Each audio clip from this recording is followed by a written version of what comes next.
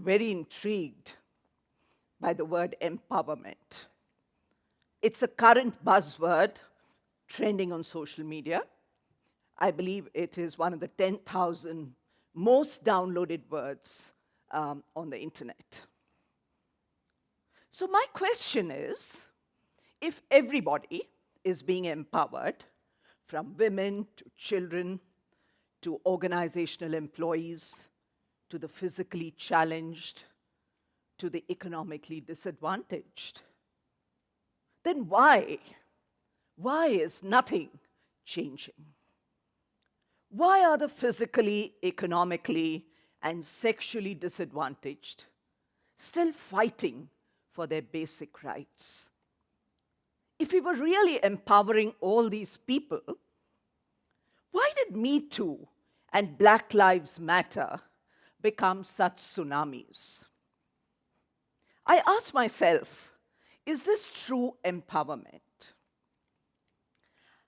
It is my belief, based on my experiences as an entrepreneur, as a corporate leader, as a teacher, a mother, and a woman, that we have not really understood the concept of empowerment, which I believe is not a one-time action. It is multidimensional, it is sociological, psychological, and an economic process. And unless we understand this concept of empowerment, we can't really empower the people around us. To use a sports analogy, it is like giving the baton in a relay race to the other person. You need to hand over your power over people's lives that you hold to them, and they need to accept this baton and the power that is being given to them. This raised a lot of questions in my mind, and I made up these terms as I went along. Do empowerers, or those who wield control, really hand over power to their empowerees? Can they? Are they secure within themselves to actually hand over power to the women, the children, the employees who are within their circle of influence, and teachers to their students? Do they have the magnanimity of spirit to do this? And how many of us can actually step back after empowering someone else, especially when we are not sure about the outcomes or consequences of our actions? I'm also going to ask a tough question, whether the people that we want to empower are ready to take on this mantle. Because with empowerment comes great responsibility, accountability for your own actions, and the frightening fact that you cannot blame someone else, or the Bangalore traffic for that matter, for your problems. I strongly believe that true empowerment, to be sustainable, requires the empoweree to take control of the process and drive it for it to be transformational and sustainable. I asked myself why people don't take this final step towards this utopian world of empowerment, and what we need to do as leaders, educators, and parents to make this happen. The first step is to eliminate fear. The second is to provide a safety blanket of unconditional and non-judgmental physical and emotional support. And the third is to enrich the mind of the empoweree with the knowledge required for self-discovery and self-support. Let me talk about fear. Irrational or perceived fear is extremely personal and is very real for some people, while others take it in their stride and get on with life. And fear is actually the reason that so many women waited decades before they outed their persecutors. For an alpha female like myself, this was a very alien thought.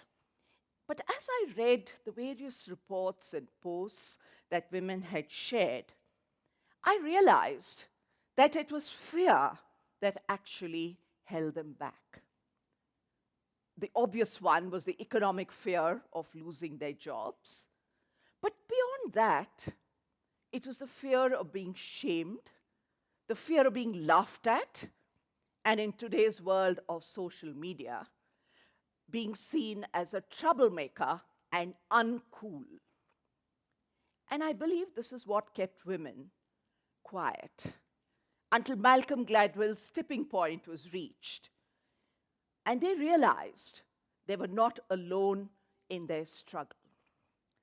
The anonymity of social media and the power of the collective, as I call it, has given these women, and I'm going to be politically incorrect here when I say pseudo-empowerment.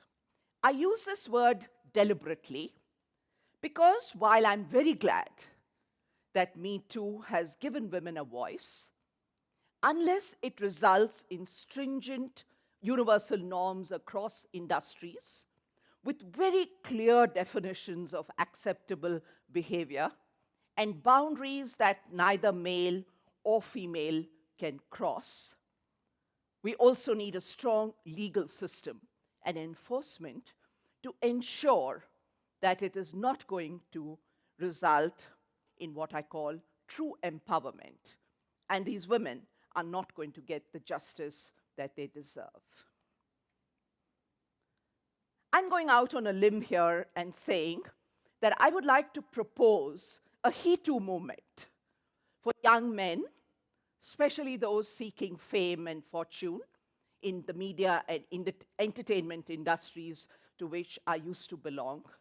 They are equally vulnerable to those same predators. And I say, just like Me Too, let's have a He Too movement for all the young men in this world. The concept of they.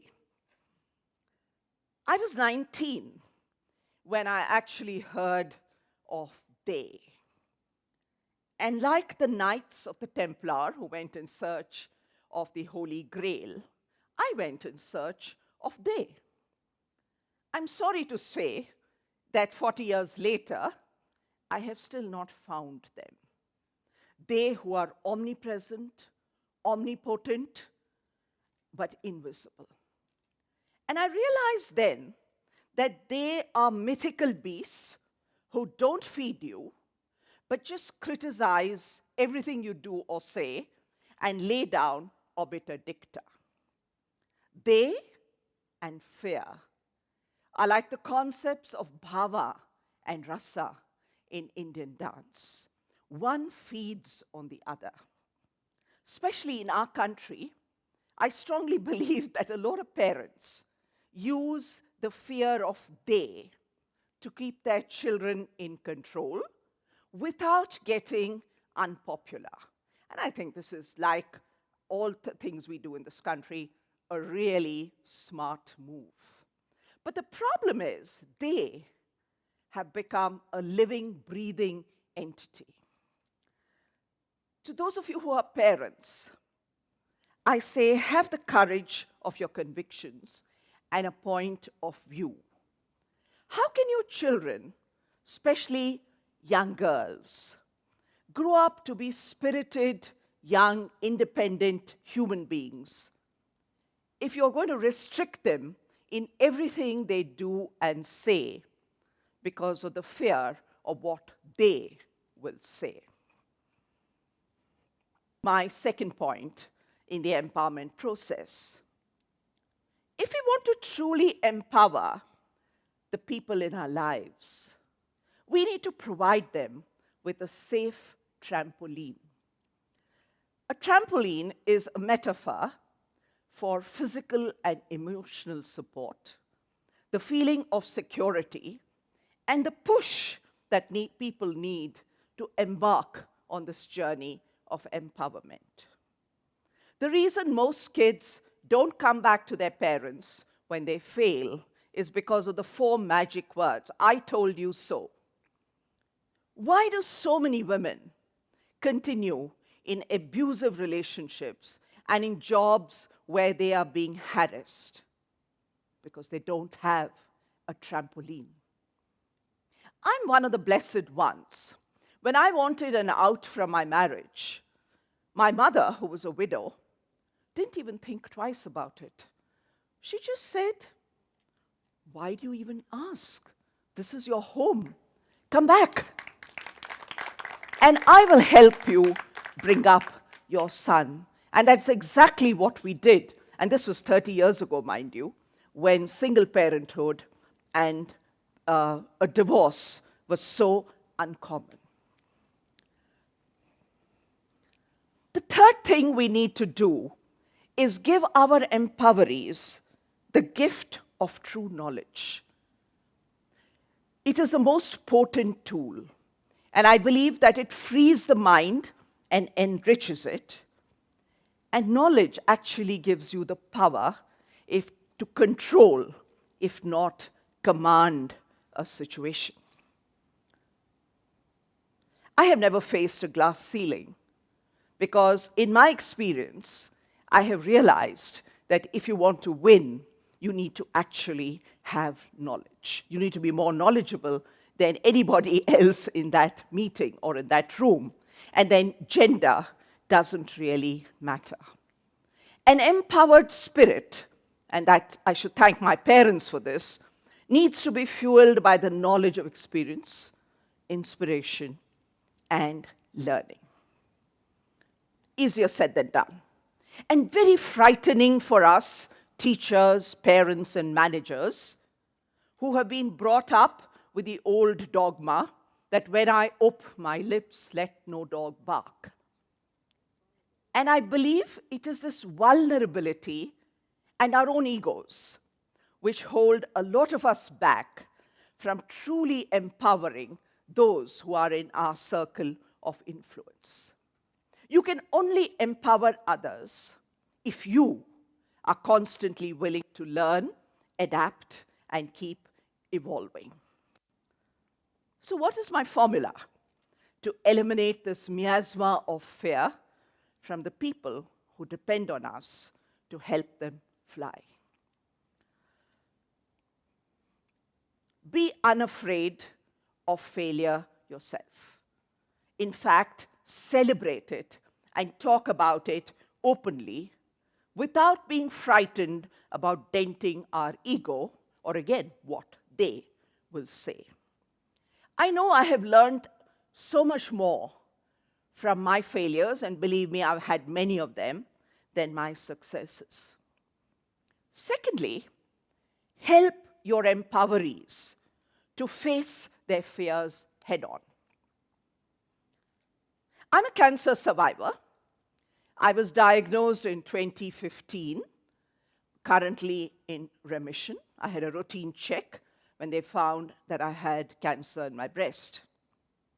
I was obviously overwhelmed and spent a couple of days wallowing in self-pity and casting gloom and doom over everybody around me.